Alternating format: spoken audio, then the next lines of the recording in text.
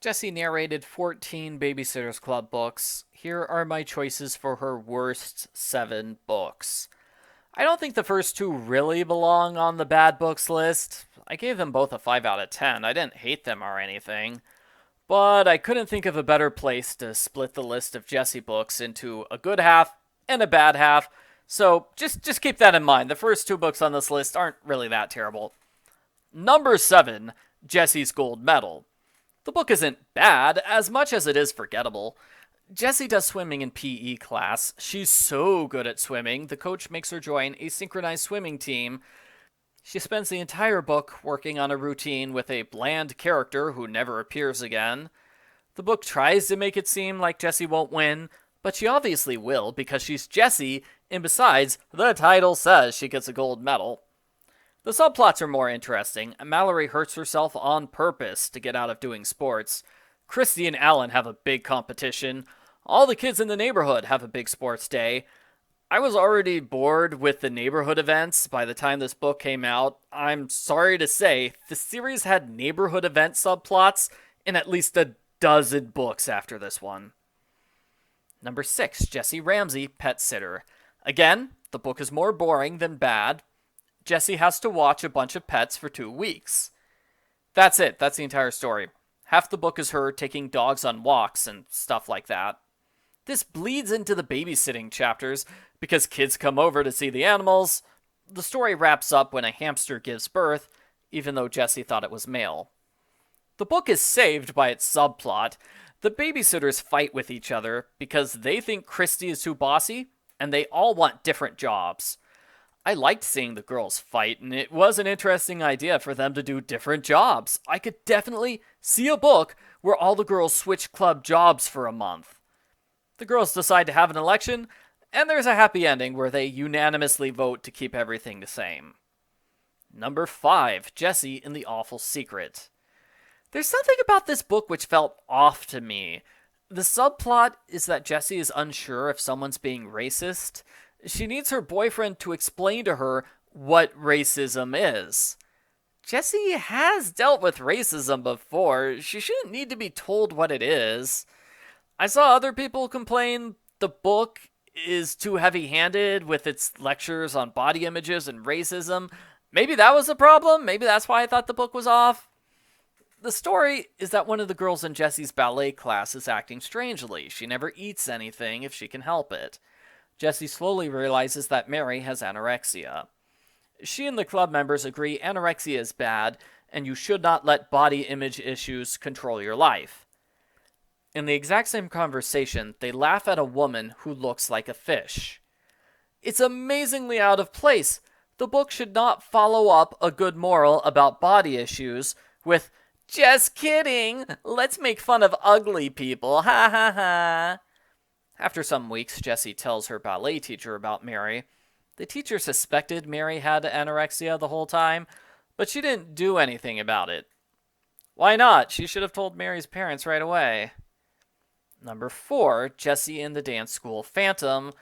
Looks like I disliked both of the Jessi ballet books. This was a terrible mystery book for multiple reasons.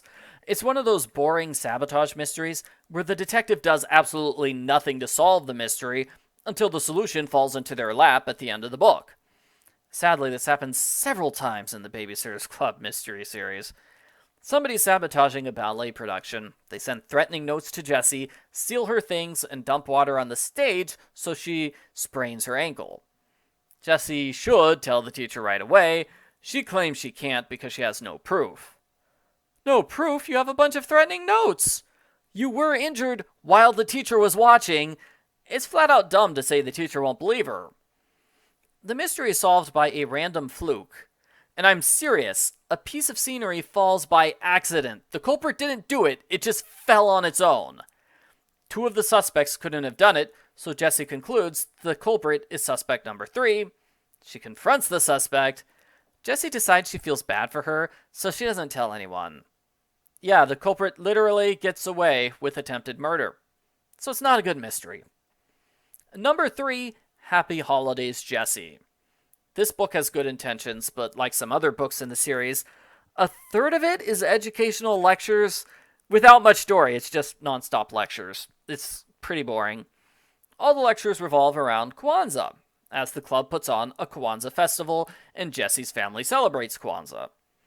The main story is that Jessi and her family members are really terrible to each other. That was what ruined the book for me. They're very mean to each other. It's all build up for a happy ending where they learn to be a happy family again, but geez, seeing Aunt Cecilia and Dad fight each other was rough. The other story is that Jessi almost kills her brother because she's a terrible babysitter. Yeah, Jessi's normally a great babysitter, but guess what she does? She unbuckles the baby's car seat while the car is moving.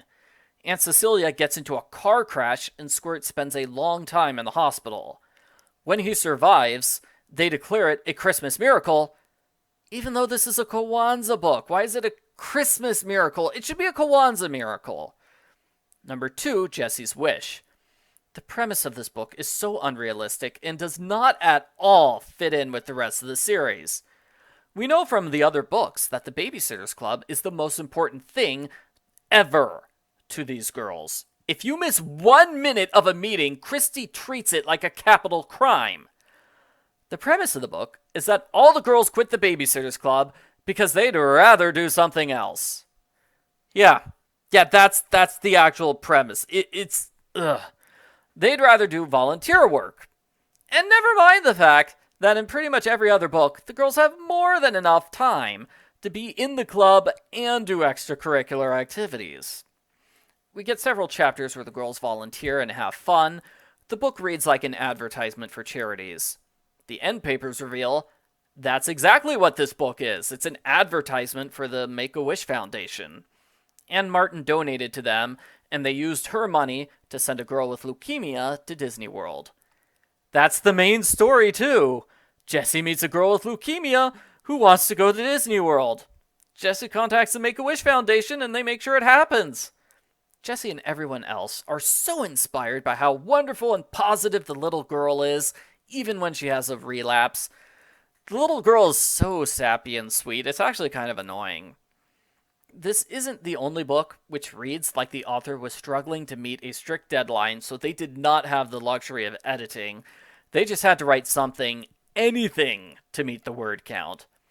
And so Danielle, the main story, doesn't show up until halfway through, and we get a few chapters which are blatant filler. One chapter is just postcards from Disney World.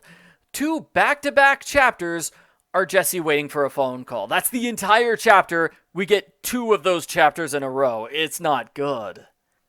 And now, the number 1 worst Jessi book, Jessis Horrible Prank.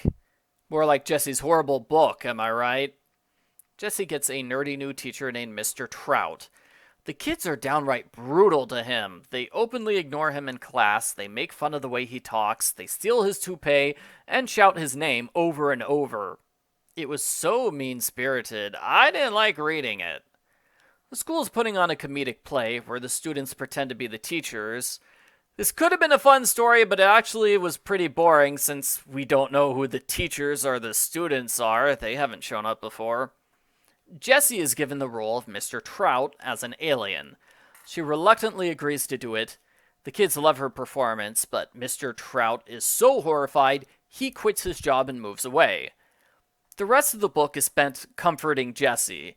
The principal and Mr. Trout reassure Jessi that it's not her fault. It is her fault, though. She humiliated a teacher into quitting his job. She had the opportunity to quit. She wanted to quit, but she didn't. The ending to the book feels wrong to me. The book should have addressed what happened, and it should have given some thought to Mr. Trout's feelings, instead of just massaging Jessi's ego and assuring her, it's okay, you're still a good person. I'm also not on board with the moral that teachers should constantly yell and punish students, or else the class will get out of control. Part of the problem is that the play happens too late in the book. They needed 2 or more chapters to fully address the situation. Instead, there is only enough room for an ending where people comfort Jessi, and poor Mr. Trout gets overlooked.